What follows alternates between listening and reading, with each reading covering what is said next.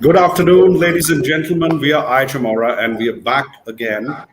This is our edition of Thursday Talks, and we look forward very much to interacting with you all. I'd like to take a moment to thank our media partners, today's traveler, who are helping us with this whole project of disseminating contemporary current knowledge to our students who are located in over 100 destinations all over the country and who've been locked in for the past 18 months now. And we are looking forward to welcoming some of our alums, glorious general managers who are leading the way. And I want to first go with Rahul Korgaonkar, who's already been on a chat with me earlier on Instagram and received a lot of love from all of you. Rahul is from the class of 2002, and he's the general manager at the Hilton in Lucknow. With him, I have Rohan Kichlu, who is from the class of 2006. And I remember very clearly that this is the class which actually instituted our institute's band, okay, on Teachers' Day. Very interesting story. On Teachers' Day, they got me into this banquet hall and they said, Jerry, this is for you. And, we gave birth to what became RevPar. And, Rohan used to be the drummer at RevPar and he still continues to drum. That's amazing. I want to also welcome Karan Rahan from the class of 2010. Karan is the Deputy General Manager for Business Development at Ascott India, is based out of Gurgaon. And last but not the least, Mehul Lodaya from the class of 2011. Mehul is the General Manager at Upendo Hotels in Zanzibar, Tanzania, works with the owner who's got a lot of interests. And what is even better is that Mehul has taken on a huge responsibility at a relatively young age and is able to do a fantastic job out of it.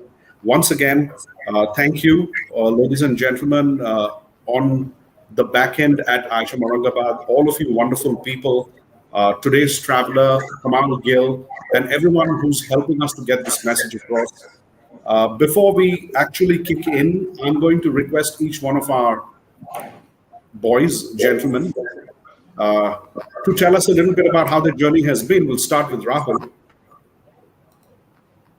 Yeah, you will start with me because I'm supposedly the senior most, right? So make me feel old amongst all of these young chaps here.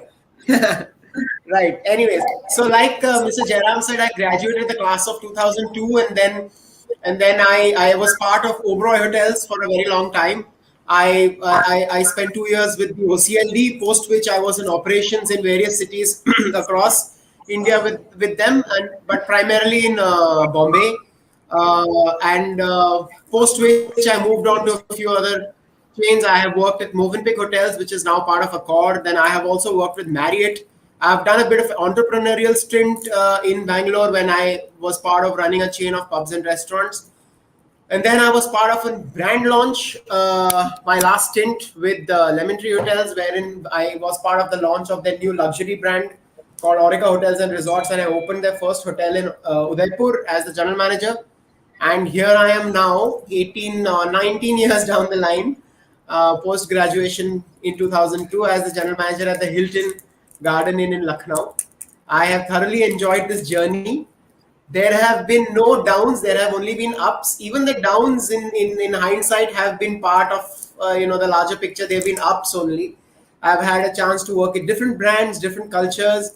I had a solid base with not just IHM-Aurangabad, but also a number of years with Oberoi Hotels. So that's always, these two are always feathers in my cap. IHM-Aurangabad plus Oberoi Hotels experience, including OCLD.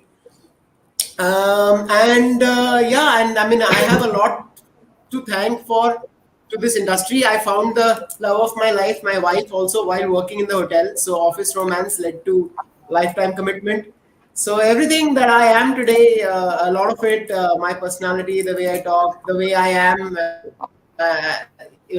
is a lot to do with how the hotel industry has shaped me. And I told Mr. Jayaram also a few months back that I don't think I see myself working in any other job other than hotels, honestly. Yeah, as dirty as it gets and as difficult and hard as it gets, I just fall in love with it even more. So that's a little bit about me. And that's about it. And my wife and I are both avid dog lovers.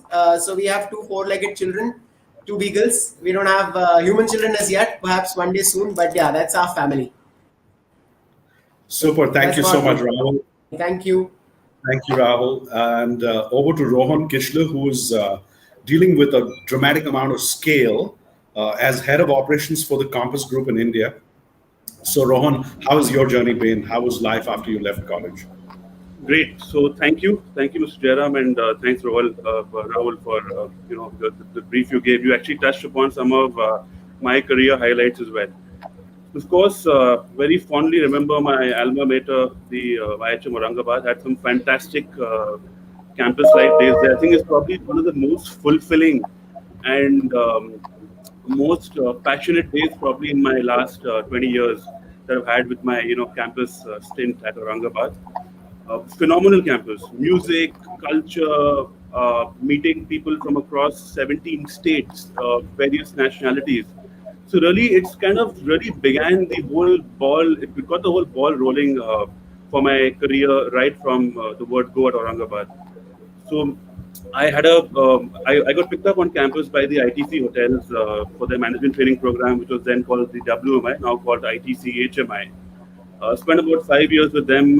Thereafter, got my MBA from Rhode Island, and thereafter joined HVS. Did a short stint there in the consulting and valuation team, and of course, then joined the Park Hotels and spent some time back again in hotel operations.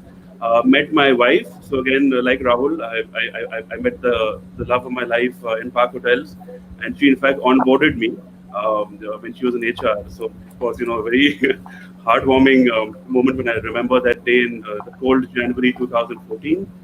And yes, have a love for four-legged family members. I've got a German Shepherd at home, kind of peep into the call here, and that's the only children we have right now. But really happy to be here and spend time with all you young, aspiring hotel leaders, and be able to give you some insights into how we have kind of progressed in the career. Thank you, and over again to Satish Jayaram. Thank you, Rohan. I'm going to switch to Karan Rahan now. Karan, tell us what your life is like and how did you get to where you are today? Right. So Yes, good Mr. afternoon, everyone. Good morning. Like everybody here, I'm also an alum of IHM-Aurangabad. After passing out in 2010, I joined Marriott Sir, that in is their revenue because management we have division. this base business now, almost 50%. We have two movie crews in house and Go Air. So their rate is only 20. Hey, Rahul, can you just mute yourself, please? Right. Yeah, sorry about So that. yeah, so that's not a problem. So yeah, started my journey in revenue management with Marriott International. Did that for about 6 years. Moved across 3 locations in India. Kind of got a knack of doing pre-opening, so was a part of the setting up and the ramp-up teams for most of these hotels. Also had the opportunity to open the Ritz-Carlton, the first one in Bangalore, and that was pretty interesting to understand luxury brand and how an international luxury brand kind of ties up in the Indian market. Post that, I moved into a consulting role with HVS, and which later then turned into Hotelway. So got a knack of doing feasibility studies, valuations, brand operation tie-ups, and stuff like that. In all spaces in terms of commercial markets, leisure markets. So got to explore India. Did work in over 17 cities. So that was a great experience for me. Then post that, I've now, since the past 1.5 years, I've been working with Ascott. I've been taking care of their growth and development in India. Ascott, as you know, is a Singapore-based company, very new to the Indian market per se, in terms of its inventory. But it's a legendary company globally, and I think that soon they will also see more inventory coming down. So that's sort of been my journey. I've now I think completed almost 11 years since college. So yeah, it's been interesting. It's been kind of given me experiences of life, what you learn at IHM, and then how you kind of manage on your own in different cities and all across India. I think every hotelier has this like a learning scale which they go through. So yeah, it's been pretty interesting for me as well. Hey, thank you so much, Karan. I'm going to go now to Mehul, okay, who is the youngest kid on the block, but definitely the one who's rocking in Zanzibar, which is like the tourism capital of Tanzania. So over to you, Mehul. Tell us how you landed up there. Thank you, Mr. Jayaram, and afternoon to all of you guys there. It's morning here in Tanzania, Zanzibar. It's raining and it's really gloomy. But either ways, it's absolutely amazing to be a part of all of you here on this panel. Yeah, my journey so far, ever since IHM, has been, absolutely fulfilling and really rewarding. 12 years ever since I left IHM, and I remember I was at Westin for a year with Mehul Lodaya, and I was in the sales and marketing department there. And ever since then, I just kicked off, left to Zanzibar. There was a great opportunity, and I just never looked back, and I just stuck on. So basically, I really don't know much about, what's happening in the hospitality industry in India, for instance, because I almost feel like I never was there. Apart from the 1 year that I spent at Westin, which was again a great opportunity in Pune when it was just opening. Either ways, I met a lot of amazing people. Had the pleasure to meet some really inspiring people that were with great personality, have motivated and inspired who I really am today in terms of making me a better manager and a leader. Africa is a very young destination. Tanzania is a very young destination in terms of hospitality, and it's just literally boomed in the last 25 to 30 years. It's literally from about 25 hotels to about 480 hotels in Zanzibar, which is a big bang in Zanzibar so far. So, and it still continues to grow in spite of the pandemic that we live in. So I've obviously been here predominantly in Zanzibar and Malawi and Zambia a bit. So I managed to work with some big luxury resorts here in Zanzibar, and also boutique hotels, from design hotels of the world to also being a part of leading hotels of the world. So yeah, the experience has really been quite broad and really interesting with meeting such amazing people in the industry, which has given me a tons of knowledge and experience, and still able to continue my path in leading and inspiring people. So that's basically my journey in short. I continue to do so, and I don't think I'm going to leave this industry in a long time to come. In fact, it's turned into a very passion sort of, motivational path for me from now on. And I remember Mr. Jayaram saying, you want to start teaching, entrepreneurship and, how to be a business owner. So I think everybody somehow, somewhere inspires, or aspires to be an entrepreneur. And maybe this is the Gujarati side of me, but then I definitely, I'm going to head into that direction. So, and I just want to say that, people definitely make hospitality. And I think, before we get into anything with finances and revenues and all of this, it's character, it's personality, and the right attitude. If you've got these elements, you can survive anywhere. And they say in Zanzibar, if you can work and survive in Africa and in Zanzibar, you can work in any part of the world. And I definitely do believe that, because the challenges that you have here are definitely very different from India. All of you on the panel, come from corporate worlds and still working with big corporate brands. I've obviously been very fortunate to be part of individual and stakeholders. So it's slightly different, the ball game, but then again, not too far away when you talk about principles, aesthetics, and ethics of hospitality or hotels. Yes, different mindsets, different views. Bigger money to play with, but obviously it's all the same at the end of the day. So this is what I would like to say. I mean, it's been absolutely fulfilling. It's amazing, and I will always continue to be on this path.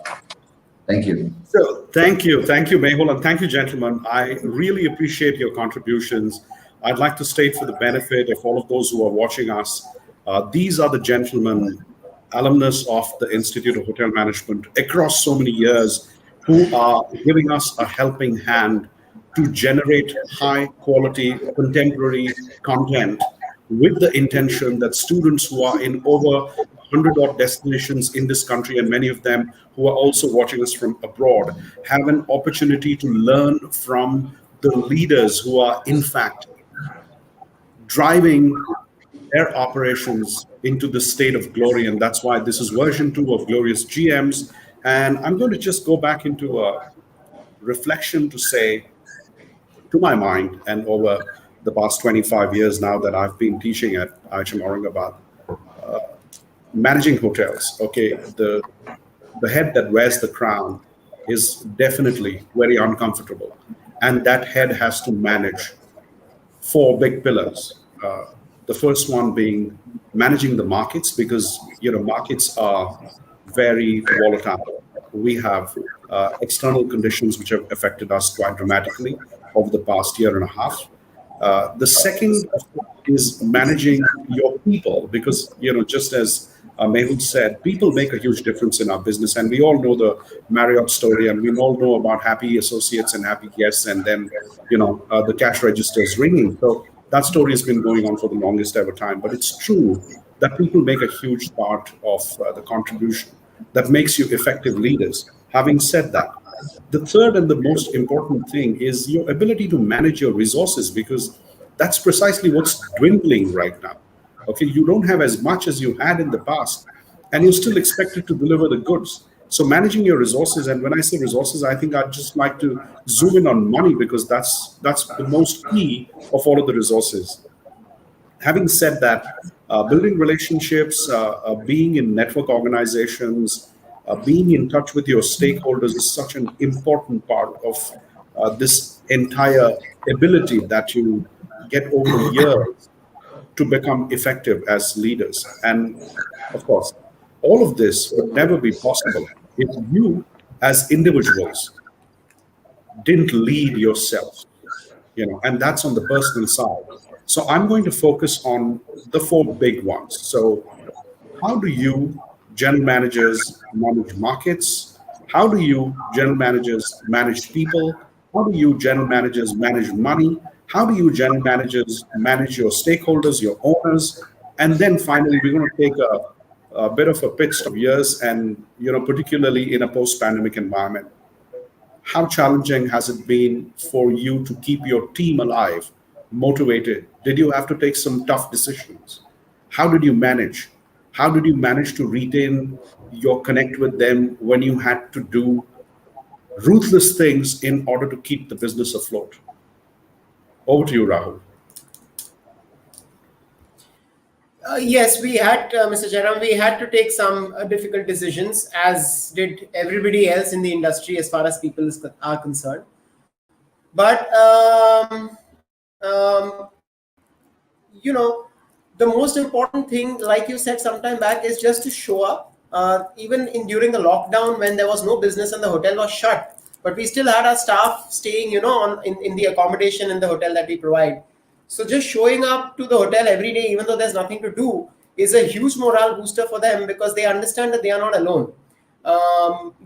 So activities like keeping them engaged by playing some sport together, or taking a hike together in the mountains, in the hills nearby, or just eating together with them in the cafeteria. These are the things that kept them, these are also kids who are away from home, across the country. Their parents are worried about them. They are worried about their parents. So just to the solidarity, showing solidarity with them, and showing them that we are also in the same boat, is a huge morale booster for them. Of course, money is another aspect, but when everything is taken care of as far as their accommodation and food is concerned, so money didn't play such a big role for them. But yes, just the entire leadership team of the hotel, of course, me included, showing solidarity with them, and kind of conveying to them that we are in this together. That was the most effective strategy, in fact, to keep the staff motivated, enthused, and not going into negativity or depression, I would say. Thank you, Rahul. I'm going to now switch gears, and we're going to talk to Rohan. So Rohan, it's a different scale you're working with, right? I mean, we deal with substantially lesser number of people who walk into premises, but you are dealing with a dramatic scale. I mean, I can't even imagine how your financial structures and how your business model would be different from the ones that we are used to here in hotels. So, how has it been for you in terms of managing your finances?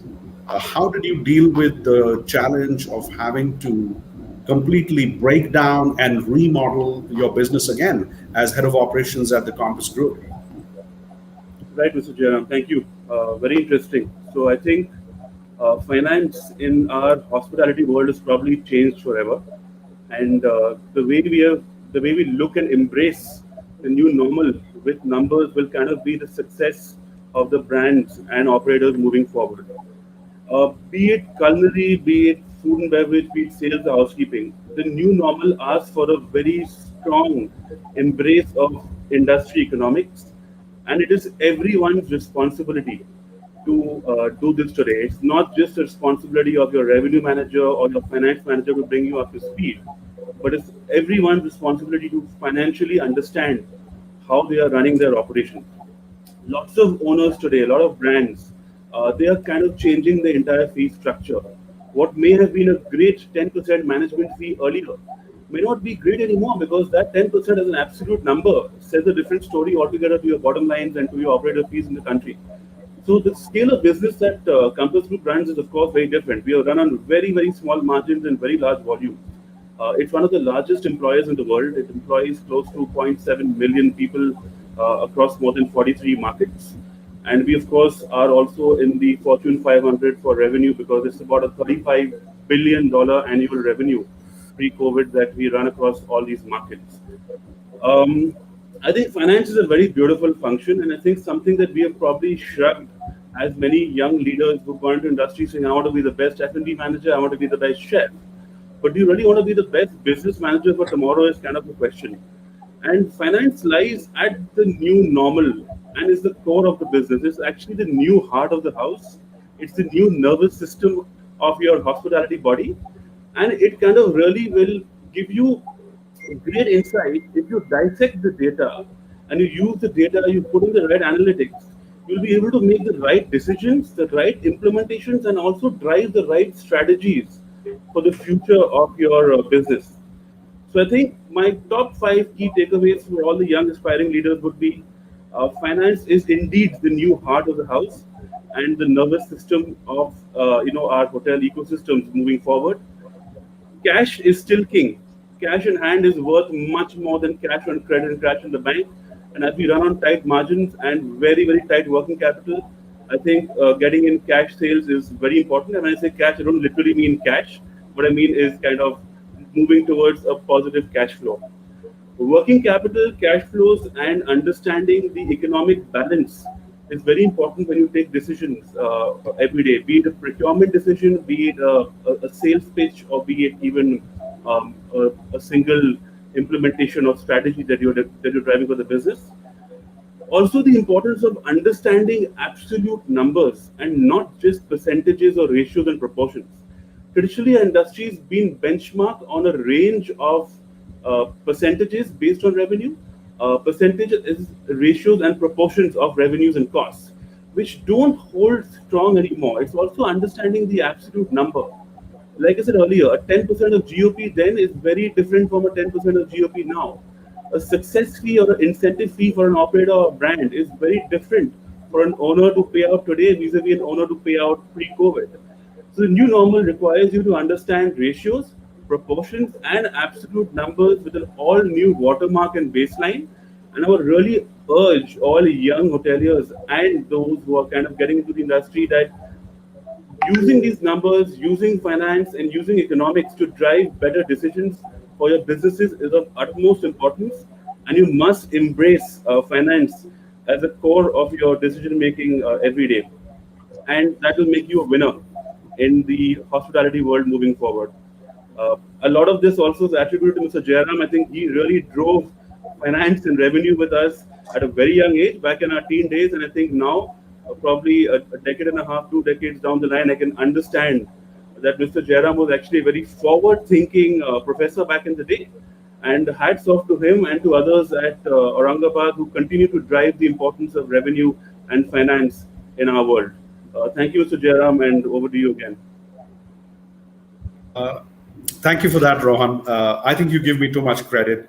Honestly, those of you who sat in Dr. Anand Iyengar's class, or even recently, those of you who sat in Dr. Fawzia Sharif's class and who enjoyed it are probably going to find the inspiration to look at the numbers again, because this is reality. Okay, without numbers, there is no life. And at the end of the day, don't we count numbers on everything? So I think it's important for us to understand where those numbers come from. And I'm going to now switch to Karan, because Karan is dealing with a multitude of markets, and he's dealing with a multitude of opportunities in completely different product categories and different segments. So Karan, my question to you is, how have markets actually changed, and how do you deal with these markets? Because I can imagine that, when you look at industry data and when you see, rooms lying empty, when you see ADRs plummeting, when you see RevPARs are being calculated over empty inventories, really, what's happening to markets? Where are they going? How are they going to come back? What's your take on this? Right. Thank you, Mr. Jayaram. So it's actually a very large and diverse question to answer, because markets, as you know, is an ever-changing concept. There is always no market data is relevant for over a 6-month period, because that's the rate of change that markets go through. So there's been a huge, I would say, an impact with COVID as well. And there is a gloom and a dark side where cities have lost inventory and occupancies have plummeted. GOPs have fallen out of whack, and people have come to reducing their resources and manning and everything just in order to survive. But I think how investors, or how people who are in the industry in terms of developing new assets, how they would look at it is an opportunistic concept. So when I say opportunist, I mean that there are markets which are doing well at the same time that there are markets which are plummeting. So we have to look at concepts which are evolving. For example, independent living. People are now preferring to stay in units which have a kitchenette, which have a laundry facility and everything, so that there is low touch. More residential oriented travel has really taken about. So you would be hearing, your friends going to Goa, staying in villas, and the same thing is happening up here in the north. If you see photos of Manali and other places in Himachal, the hills are like filled with people right now. So people, instead of traveling abroad, experiencing luxury resorts, luxury hotels, or shopping destinations per se, are now looking for that escape route, to be away from people, to be away from high touch points, so that they can get their isolation, they can get their relaxation and everything. So I think it's a big opportunity for Indian leisure markets, because if you compare data wise, leisure markets have actually functioned at about 10 to 15% loss in terms of their overall GOPs, whereas the city markets have recorded over 35 to 40% of drop in their overall performance and profitabilities. And I think everybody from the industry can agree that it's been really hard for even after lockdowns opening, for cities to kind of build up that occupancy, because business travel is just not there. When it comes to understanding how this works out from an investor point of view, I would say that India is a diverse leisure destination. I don't think our leisure is even explored to the extent of 5 to 10% of the potential that we have. So I think right now we just have about 20 or 30% of the branded inventory existing in these leisure markets, and 80% of it is in cities like Bombay, Bangalore, Hyderabad, Chennai, and Delhi. So I think that's the key opportunity for us, to explore opportunities in tier 2 markets, to explore opportunities in tier 3 leisure locations, to be more experience centric than being product centric. Like changing the whole paradigm of luxury doesn't mean that you need to have 300, 350 rooms, doesn't mean that you need to have a 10,000 square foot banquet hall. You can have a small shack made out of bamboo at a beach in Bali and sell it for $1,000 a night. I think that's the reality that we need to understand now, that how much investors and developers spend on the product doesn't necessarily translate into ADRs. So ADRs need to be driven by experience. They need to be driven by the uniqueness of the experience and the product, not by just accepting the same product with a different brand. So there needs to be some differentiation that the customer wants to see now. They're kind of bored of the cookie cutter experiences.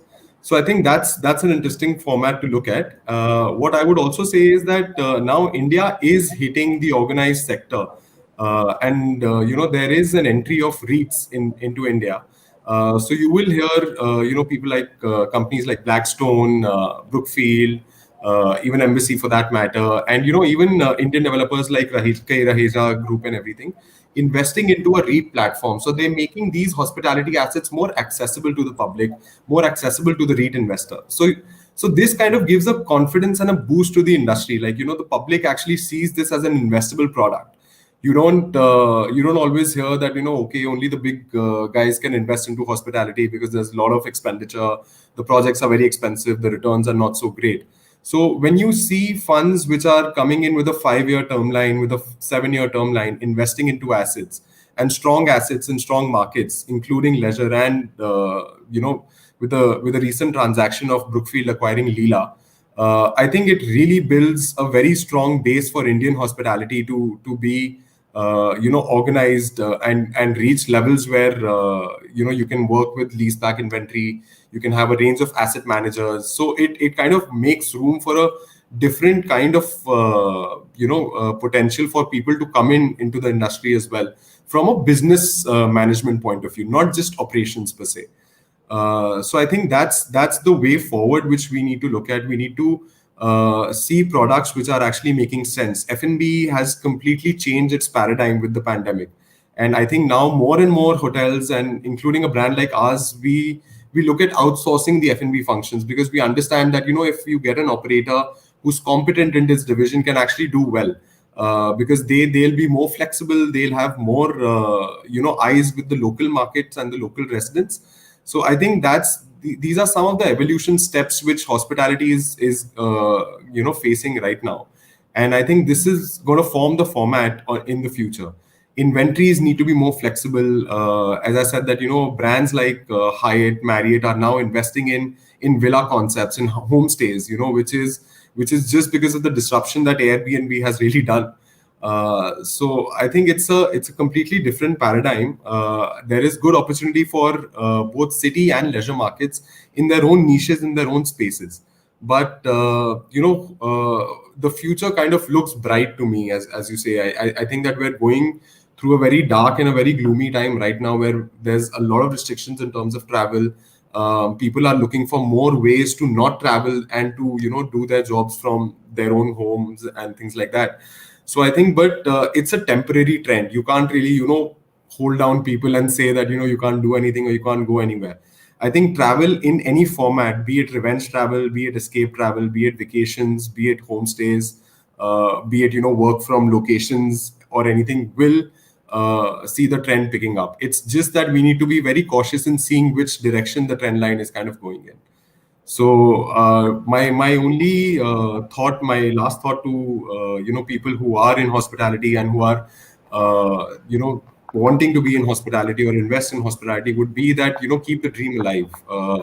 And it's a good dream. It's a big dream. We've been living this dream for the past, like personally me, for about 11 years now. And I still, come this pandemic or anything, I have never felt the urge or need to leave this industry or move away from this industry. And I think that's testament in itself that, when people who've spent a lifetime of their careers are still holding on and saying that, we're going to do well, I think that that definitely tells you that we will. So. Thank you. Thank you for building that hope, Karan. Great. I'm going to just remind all of our people who are watching in, remember to put your questions out there on the chat box. We have a back end which is actually curating the questions which will get answered. I'd like to remind you that if your question does not get answered at the forum today, the questions will be circulated to our expert panelists and you will hear back from us on email. So please remember to leave your coordinates behind. And before we go to the next expert, Mehul Lodaya, joining us all the way from Zanzibar and who's up quite early in the day just to be able to make the connect with us. Local owners are challenging, and there is no hotelier who's going to, in fact, disagree with that perspective. And why not? Because at the end of the day, they are the people who make the investment, and they have every reason to expect a return on that investment. How challenging has it been for the owners, given the fact that there are a whole lot of uncontrollable variables out there? And how much more challenging has it been for you to deal with both of these, the uncontrollable variables as well as owner expectations, stakeholder expectations per se? How do you manage that? And I'm sure that even if this is in Zambia, I'm sure we can learn a lot of lessons from your book, and we can evolve those best practices to suit our requirements here in this country. So over to you, Mehul. Thank you, Mr. Jayaram, again. Yes, it's again a broad question if I have to sit and answer, but I will try and be as expressive as I can. Like you said, there is no sugarcoating, honestly.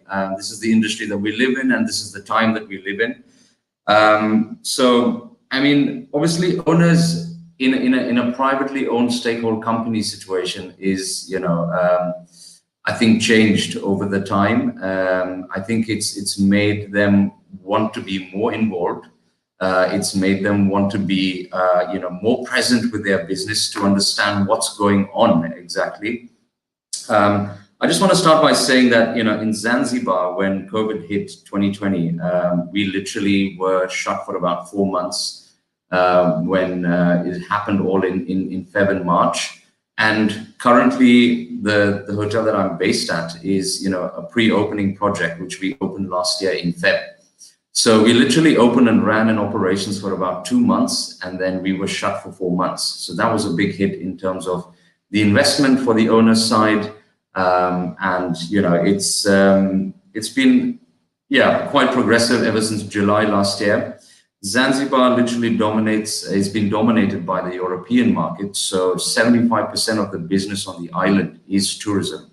So you can imagine the level of hospitality overtake that the island really depends on is all based out of hospitality, hotels, and tourism business.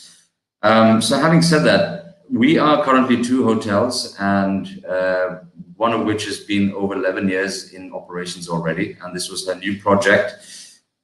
So I think, it's quite difficult to be in a situation like this when it comes to, investing in a time where nobody even saw this coming.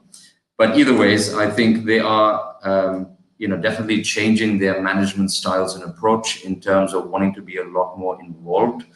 They definitely want to know, everything that's happening with their business, but they definitely are very humble about it as well. So I think owners are definitely looking at a humble approach, a more sustainable approach, because you got to be able to, somehow start from scratch as well.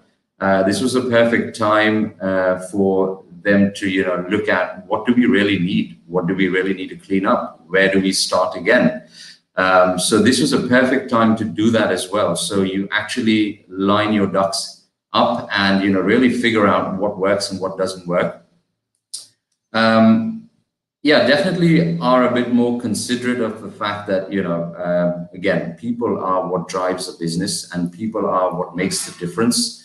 It's obviously been a lot of hard decisions in terms of, letting go of people, or salary cuts, and making those difficult decisions and conversations with people and getting them to understand the circumstance that we live in. Again, if there was no European markets, if borders were closed, there was no tourists here on Zanzibar, all of the hotels, 480 of us, have nothing to do, literally. So, it's literally an island for the expats that are stuck here and having a holiday. That's basically what happened. And then we figured out that, this is not the way. I mean, you've got to. So I think it's been a lot of involvement with, forecasting, budgeting, trying to, figure out a P&L and a bottom line. And it came to a point where you were literally, okay, this forecast is not going to work. These numbers are not going to work. We don't even know where tomorrow lies, or, who's going to come on the island. There was nothing really to rely on in terms of data or source.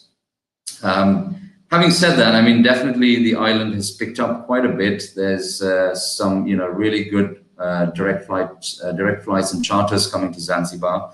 The German markets, the American markets, the Swiss have started flying again. So again, these are all positive outlooks to where we live in today and where we are. But definitely for owners at this stage, it was quite hard to where we are today from, coming from last year to this year. So I definitely think that they do take a humble, sustainable, and a considered approach. Definitely started from scratch, got the opportunity to, reinvent, not really reinvent, but, restart many of the programs and standards. We started looking into a lot of, new business streams. What can you do? You got to be innovative. If this is not working, you got to look at different innovative streams. Something as such as start deliveries or start, farmers' sustainable markets. And this is what we got involved with. It's a small little island. It's a good community. You've got a lot of expats here. And you got, a lot of the local communities and farmers and growers that don't really have the support. So this was a perfect time to get involved with the local communities as well and, educate them, give them a platform. So I think as a hotel, we also started looking at these many different ways of, what can we do to better not just the business, but also look at the neighboring villages and the environment around you, support them and give them a stand so that, we all can benefit. So that way we kind of like, reduce costs. We were getting more fresher produce. We were not flying in things onto the island. Numbers were low as it is. So we were, now adapting farm to plate concepts. And like, someone else said on the chat already, F&B has been such a boom. I mean, in different ways as well, because, if you can't make, it's again, finding different revenue streams and how to be innovative in this aspect. So I think we were very involved. The owners got very involved. They started, really putting on their thinking hats, and they were getting more innovative. And as a team and as a group, we were starting to, look at different revenue streams, not just the basic hotel room nights or occupancies and ADRs, because there was nothing really to, rely on. Yeah, I think obviously for every owner, it's all about the bottom line. It's the revenue game. It's the numbers game. Everybody wants high numbers. You want to make the money, of course. But, in a time like this, you taking key decisions were very important. Zanzibar usually sees a low season in March, April, and May because it's monsoon and it really rains and the island pretty much shuts down. So this is the opportunity over the years for stakeholders to reinvest into their business and look into revamping, renovations, and fixes. And obviously, we had a completely different dynamic this time. We had the Russians flooding the island for some reason because it was winter there, so we kind of benefited from this. So we really didn't have that opportunity of shutdown and maintenance. In fact, we were blessed by having a constant inflow of the Russian market. And somebody might say, and I'm sorry to say this on this call, but yeah, somebody might say the Russians have plenty of money. You'll be mistaken. No, they're quite considerate about their pockets as well. And yeah, so I think the numbers game is obviously something that every owner wants to look at, and hence why we had to reinvent new business streams to support those bottom lines. We had to take methods of machine over manpower in a certain manner, because it was a forced situation. So we had to reduce numbers. We had to look at systems that could do the work instead of a manpower, 2 to 3 extra people in the office. So centralized systems, reservations became centralized. I know this is already something that's been done and everybody does follow, but again, I want to remind us that Africa is on the back foot compared to India or Asia or everywhere else. So we live in a very different world. So it was the machine versus manpower approach, adapted systems where you didn't really need. Again, I managed 2 boutique hotels. So you don't really need a procurement system. You don't really need a procurement team. You look at systems where, all of this can be done by the heads of departments, or, the system does it for you. And, you've got to be smart in understanding How do you cut corners? How do you save costs?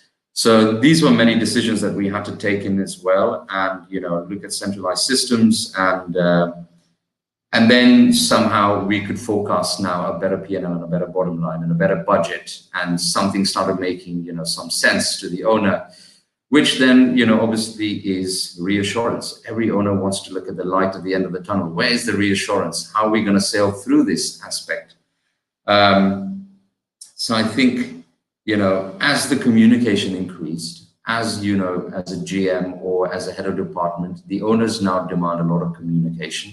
You've got to be able to really keep them quite updated. They want to listen to more. They want to understand how they can evolve the business. And definitely with that comes a lot of bigger expectations. So the GM's role becomes now a whole ton of other expectations. Now you're involved in many other aspects of the hotel. You're not just coming and sitting in a glorified office on a nice seat, wearing your suit and like sipping your coffee. It's not about this anymore. And I totally believe that, being hands-on, you've got to lead from the front. You've got to be able to reassure not just the owner, but your team as well. And I always, say this, it is a people's game. I'm a very people's person, and I do believe, different cultures, different backgrounds, it's really hard. You can't just come here, dominate the market and, say, hey, do this, hey, do that. It doesn't work this way.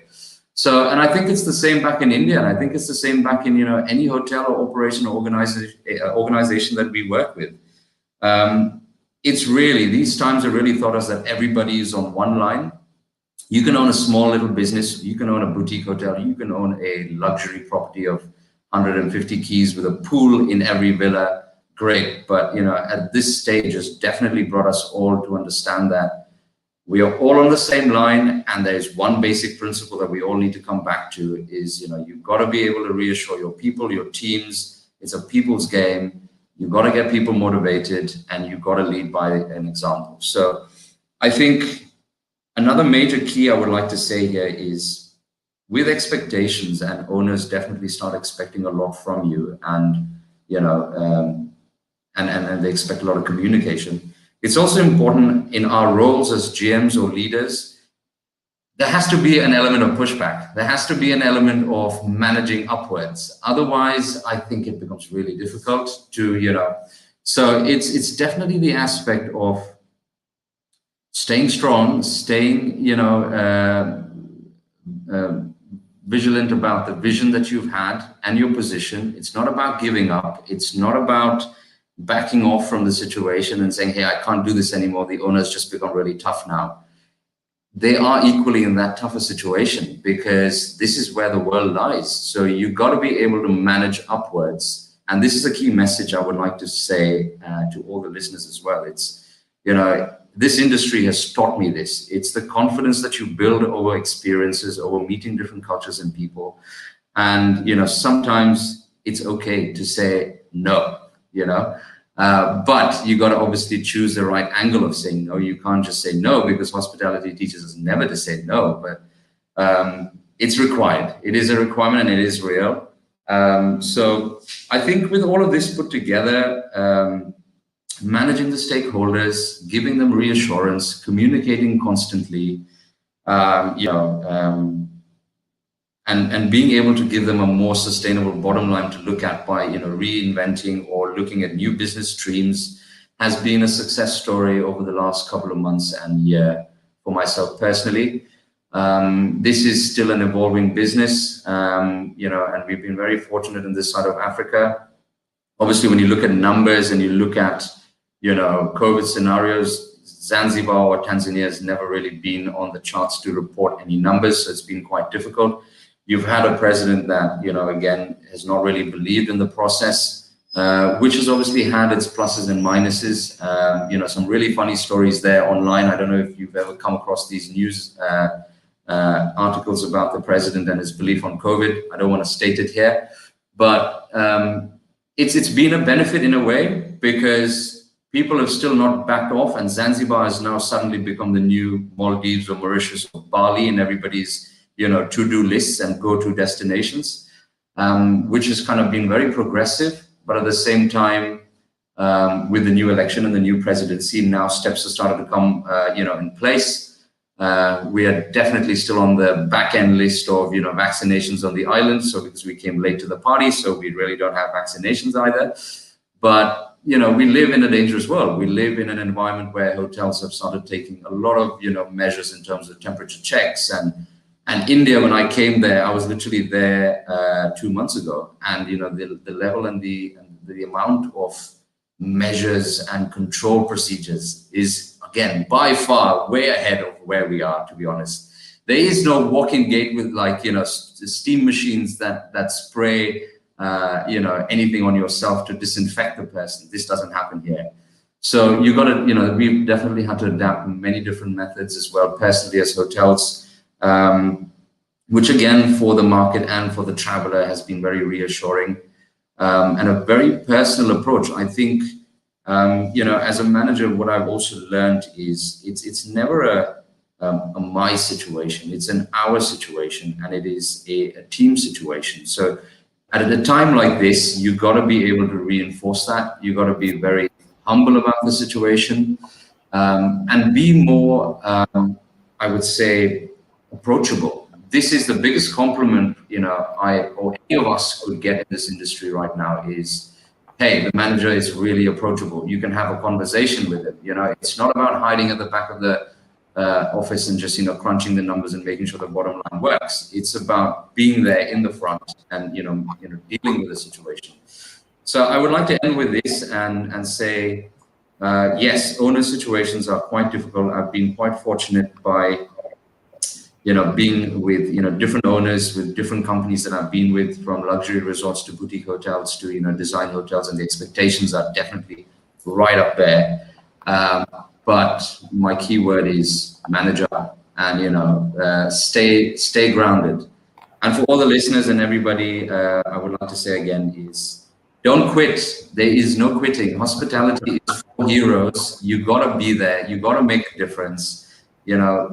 Join institutes like IHM. We've all been a part of it. We've had the best days, and then we realize afterwards, oh, I wish I paid more attention in class. I wish I listened to Mr. Jayaram, or I wish I just, better, because, but then it teaches you, life teaches you. And when you stick in the industry, it teaches you, gives you the opportunity to either, stick in it or back up and leave. But this is at a very initial stage. But once you're in it, there is no backing off. Thank you. So I'm going to say, Mehul, what an engaging conversation. Look, we are getting overrun on the time. I hope it's all right for all of our panelists to be with us a little longer, because I don't want to close this abruptly. It's been such an engaging conversation. And though we've tried to keep structure to the 4 pillars, there's still one big thing which is right at the top of my, questioning ability, which is, with all of this going on around us, how do you people wake up every morning and say, okay, I'm going at it again? So I'm going to ask you to think about one word, just one word, which is the inspiration that gets you to show up every day and deal with what's on your plate. And on that note, I'm going to ask our colleagues in the back end, can you please show us the top 3 questions that you have chosen? I'm sorry, we're going to have to truncate the total questioning space that we had provided for. And of course, I'm going to be also summing up my big 5 takeaways from having learned from our alums. It's such a beautiful process to learn back, and thank you for bringing us up to speed with what's happening in the world. We deeply appreciate that. And it's over to people in the back end, and keep your thinking caps on about that single one word, okay, that gets you to show up every morning. Okay, what fires you, what inspires you so much that nothing can get you down? Because that's the kind of fire that we need. That's the kind of hope that we need with all of these people who are listening to you today. So over to our back end. Can you please show us the questions?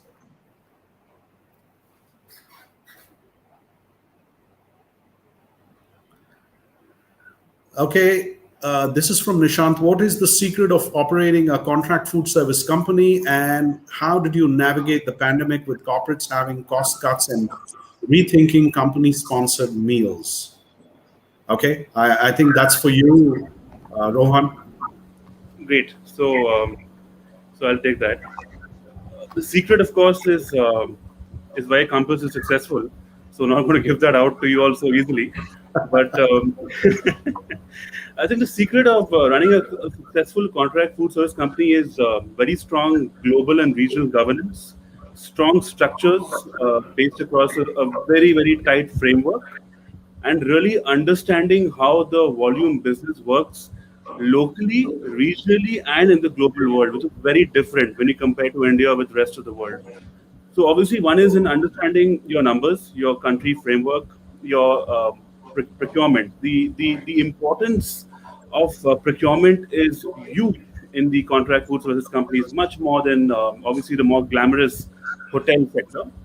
But of course, the success lies in very, very strong governance in procurement, strong governance in finance, and key stakeholder management, because we work with a range of stakeholders. We don't have just an owner and operator. We have got various clients, various owners, a range of operators, and layers of other vendor partners who come into retrofits, projects, refurbishments, real estate. So it's really a very interesting mix of creating various channels that that constitute a very, very robust framework, and that framework is kind of what has really made Compass Group successful, not only in India but also globally. The second part of the question of how we kind of navigated through the new normals, having corporates with a huge cost cuts.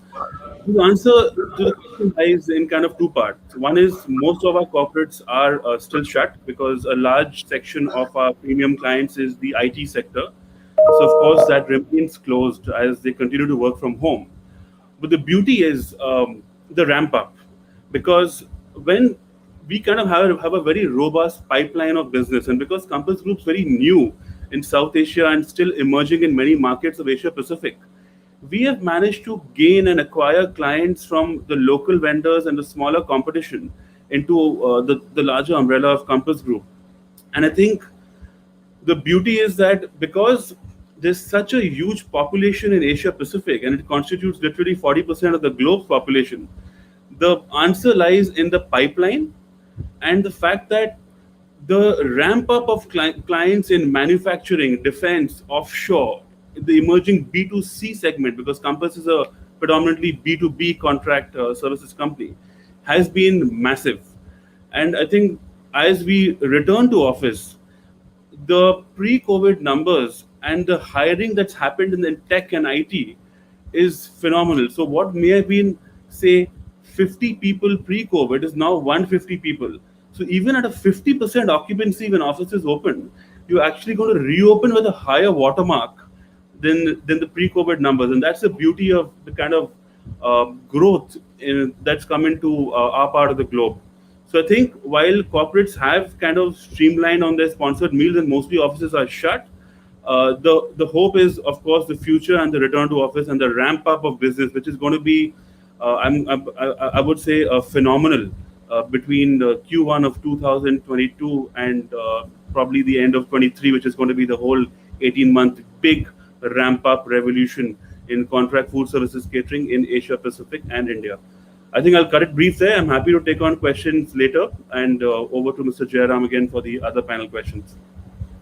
All right, gentlemen, from the back end, can we get the next two questions?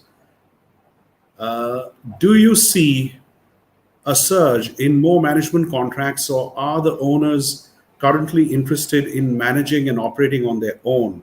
Well, I think this question can be taken by anyone, and thank you for that, Ocean.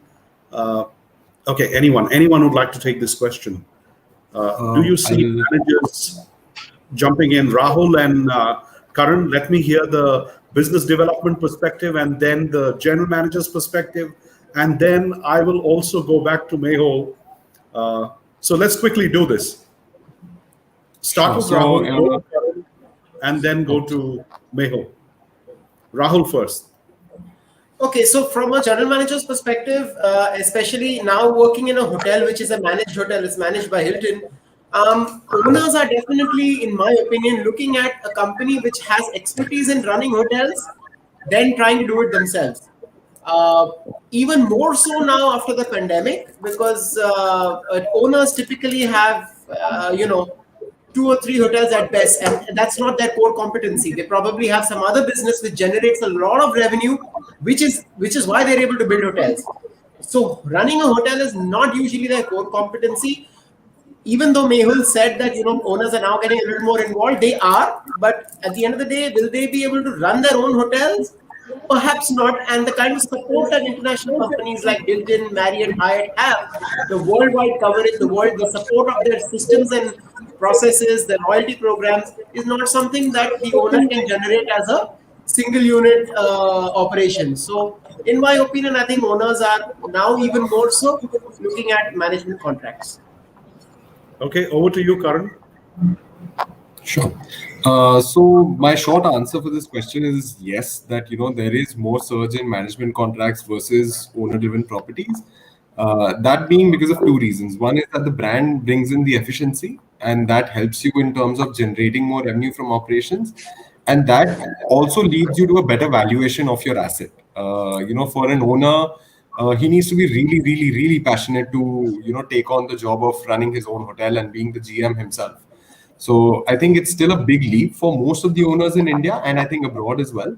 And time has proved that brands have generated better returns, better opportunities for owner-run properties as well.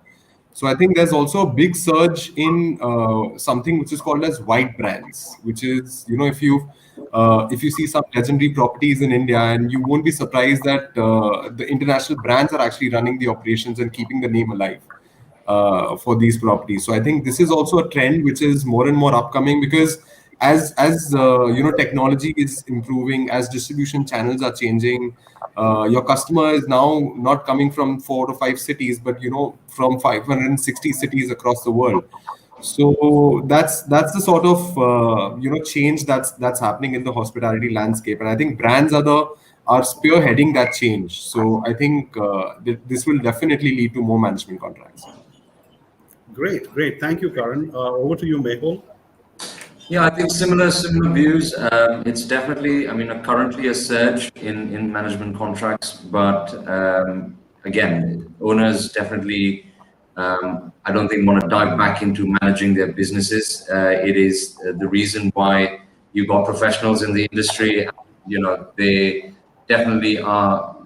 It's kind of like a reassurance versus let's hire the professional to tell me as well, because otherwise, after all of these years, you don't want to just suddenly dive back into managing and being a GM. So I think I think it's just a current scenario situation more than whether this is actually going to be a surge for the very near future. So I definitely don't think so, and there is definitely scope, and it's all coming back up. So yeah, that's me. Thank you. Yeah, so I think we've got a rounded view of things, and really, I would be excited if owners wanted to start to manage their own properties, because I would expect to create education solutions for them to come and learn from us first before they go out there and try to replace all these wonderful talents that we've put out there in the market. So that's my take on the whole picture. So they will need to come here, get certifications from us, and they would potentially need to learn how to do things the way our alums are doing it out there. I mean, look, it's not easy to sprinkle the magic dust on a problem and hey presto, turn it around. And I think that's the kind that all of our alums bring to the table, and that's the reason why they're so popular and why they're so much sought after by owners the world over. Having said that, we have time for one last question. I'm sorry, gentlemen, we are stretching a little bit, but it's been so engaging. I just don't have the heart to leave you. So, all right, guys at the back end, do we have a question? Or all right, so this question comes from Kirit Singh. What is the one key piece of advice each of the panelist members would like to give, from which the aspiring hoteliers can benefit from, considering the state of the industry in the current scenario? I think we heard all of them say that special piece, but I think I'll still leave it to them. If there was a one-word piece of advice that you would give to these young people who are probably demotivated because of the circumstances that are unfolding in front of them, what with the job losses and with the sabbaticals and the redundancies and the rate of growth not really giving us the kind of confidence that it's supposed to give us. What would you say to all of those students who are listening to you? Maybe a phrase, maybe a word. Hang in there, guys. I think it's perseverance. You definitely don't give up, never give in, persevere. And, you know, all of us have, I'm sure, at some point in our current situations as well, felt like, I think I want to change, or I want to, you know, move, or I want to start something of my own. Maybe this is going to be more progressive for myself. No, I think it's persevere, let time pass, you know, and definitely stick on with the vision ahead that you've created for yourself. Hospitality is an industry that's never going to die. I don't believe in this, and I definitely believe that, you know, it's here. People will come back. It's here to exist forever. You need a holiday, so where are you going to go? You know, it's never going to go anywhere. Sure, they're coming to Zanzibar. What I'd like to say as a response to this question is that, you know, and I'm going to say this, and many may not agree with me, but, you know, us in hotels have it much better than other people. Yes, we've had a horrible business here, and we've all had salary cuts and even months or weeks without pay, but we still have it better than others because we are not isolated and sitting in our house all alone staring at a screen. We still get out of home, come to another building or an area, if it's a resort, interact with a lot of different people every day, you know, our own staff, and we get a change of scenery every day. So just this interaction with other people, apart from just your family on a daily basis, is so invigorating and refreshing, and it kind of removes your mind from the fact that there's a pandemic on and things are pretty bleak. So I think we in hotels have it much better than other industries. We are a people industry. We function with people and for people. We cannot function on a cloud. We cannot work from home. So that's one thing. And always a piece of advice to everybody is, please, finance is king, yes, and all of that. Owners are always the most important people. All of that is true, but people are the most important asset for you. There is no industry, there's no hotel industry, no finance, no ownership if there are no people. So please always keep that in mind.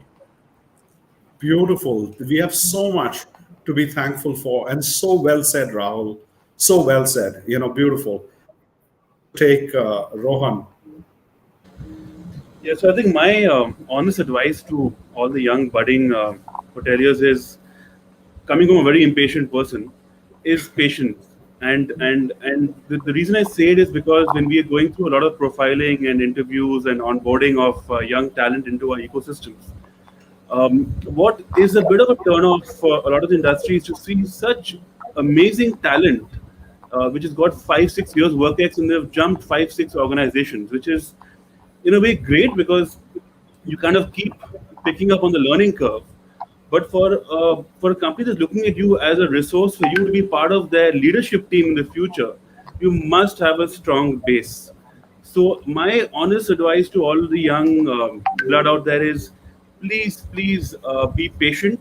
There's a lot of growth opportunity in our part of the world. The sheer 1.3 billion population is the answer to the success of food, beverage, hotels and beyond. And like Rahul said, it is completely a people-driven industry in the largest people economy in the world. So please be patient. There's a lot on the horizon, and there's a huge opportunity for growth for youngsters to hang in there. And there's nothing lost till now. You know, the new normal has kind of driven a completely different side of business, and it's just the start of a fantastic journey for people hitting the industry in the next year. So thank you. Thanks so much. Agree more. I was reading a report which said that we are a 6 billion meal market of the future. And, you know, I think that would land up feeding a part of the world. Okay, if everybody managed to get a square meal in their plate, okay, that's the huge opportunity that we have to just remove hunger. And that's such a noble thing for all of us to aspire to do. And finally, to Karan, what's your take? Right. So I'd sum it up in 2 words. I think be more open and flexible. Hospitality is not limited to you working in a hotel, which is a 5-star or a 4-star. I think in today's practice, You can apply these skills in your food service industry, in technology, in real estate, in business development, in retail. So the scope is amazingly huge, and I think the best part that hospitality teaches us is people skills. And I think it's the only industry which teaches it to the best level, because the kind of stress you create by serving the guest or creating an experience, very few industries are actually able to inculcate that sort of stress in you. So I think that it's a great learning to be in this industry, and I think you have a great future in a lot of other verticals if you don't find yourself working in hotels per se. Brilliant. So we're going to stop these questions. We are at about 1 hour and 11 minutes. I'm going to try and wrap things up in the next 5 minutes. Apologies to all of our panelists, because if you have something lined up, maybe you want to text your people for the next meeting to say you're on the way. But it was such an engaging conversation, we just couldn't stop ourselves. So let me go back to that one word inspiration that keeps you fired, okay? That helps you to manage yourself better. So let's start the other way around. Mehul, one word, what keeps you fired? I think it's passion for me. It's definitely the passion. Sure, great. And Karan, what keeps you fired? I think it's my inbox that keeps me going. So. Yeah, and Rohan, what keeps you fired? Food. For me, the answer is food. Wow, so nice to hear that. And Rahul, what keeps you fired? Food, definitely, always, 100%, 200%. But no, other than that, it's contact. Like I said in my previous this thing, it's the connect that this industry affords you with other people, your staff and guests, that no other industry does. So contact, I would say. In today's contactless world, contact is the word that fires me to get up and go to work. Super. Thank you so much, gentlemen. I'm going to add my 2 bits here. What keeps me fired up is all of you young people out there, because I feel a sense of responsibility towards you. And that's what keeps me fired. So my one word is responsibility. We are responsible for what happens around us. We are responsible for this change, and we have to be the change. And we are doing that in ample measure by being the first institution to create dynamic content with experts from the industry and creating pioneering effect of sorts by ensuring that you don't have to go and read some static textbook, but you are learning from the greats, the leaders who are actually out there fighting the battles in the trenches right now. So once again, thank you, gentlemen, for inspiring our younger people. Let me just step back and look at what I've learned from you today. And it's been such an amazing learning experience for me. So my big 5 takeaways from here, and I'm going to take an outside-in approach. What I heard from Mehul in terms of strengthen the communities so that they become sustainable units, which allow for a future to be built around them. A beautiful thought. So from what Mehul said, that's the most powerful comment that I want to take away. Managing stakeholders means building great communities, whether they are communities of respect or they are communities of codependence or they are communities for future sustainability. Great learning there. The second one that I want to pick on is, again, from outside, the restructuring of these real estate investment trusts. Okay, so Karan's been referring to REITs. And what is a huge learning for me is how markets and products are metamorphosing to create experiences. And I go back to some of the early reading that I did, authors like Pine and Wood, who talked about the experience economy, and in complete measure we can see this experience economy is coming to life. And that is the silver lining in the cloud, which is the pandemic. So the economy is not over and done with. There is an experience economy that's hiding out there, and it's up to all of you who are able to provide great service to go and find that experience economy so that we can all live off it. Next, I want to shift to Rahul's commentary on being out there for your people and actually having fun with your people. I think the key word that I would take from Rahul's part of the conversation is empathy. Feel it with them. Put yourself in their shoes. Show them that they are not alone. Okay, be there with the whole experience of what might be a suffering, but it actually makes it easier to absorb if we all do it together. I think lifelong lessons and universal learnings which will never go away. Be with your people, because at the end of the day we can do it together. Together as a team we will achieve a lot more always. But the most important lesson that I've learned today, okay, is from Rohan, and that is proportions, percentages can be misleading, and we can use any kind of statistical analysis to lie through our teeth. But what really matters is the real cash in the till. And if you don't respect liquidity, there's no point in showing business on the books if that business doesn't translate into real resources on the ground, because it is the real resources that pays the salary and takes care of the rent and takes care of your fixed and variable costs and ultimately lands up making you a profitable business. And for that, gentlemen, I am deeply privileged to have learned from you. All of us are greatly, greatly honored that you could spend some time with us. And more than anything else, it's so powerful to see young leaders like yourself being there for yourselves, being there for your families, being there for your businesses, and not giving up. I used to say in my classes, and those of you who remember this office will know that the A in the IHM-A actually stood for attitude. And this is the right attitude that I can see with all of you. And as I complete 25 years at the Institute, I was saying to Rohan, I'm looking forward to a huge reunion of everybody who played in RevPar. And till such time that we get there, thank you so much for being with us. A lot of love and affection from me. It's absolutely wonderful.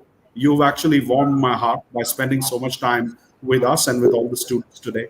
We can only be grateful. We can only be grateful for your insights, your knowledge, and your willingness to contribute to creating new content, new dynamic content for future generations. So, gentlemen, thank you very much. We are greatly obliged. Thank you. Thank you, Dr. Jay. Cheers. Cheers and bye for now. Thank you so much. Thank you. Thank you, guys. Thank you. Bye-bye.